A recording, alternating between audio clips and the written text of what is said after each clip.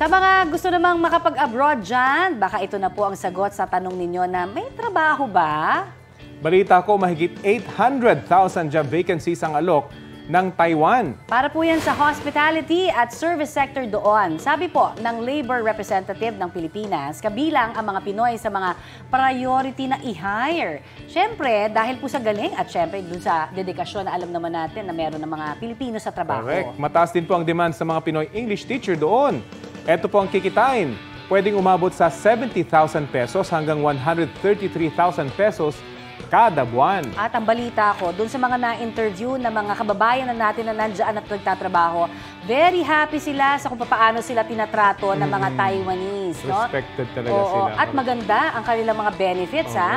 Meron pa silang mga parang pabahay doon. Meron din silang mga sinasabi na may gym. Kasi very important sa kanila yung Ang mental fitness. health and Oo. fitness. Oo.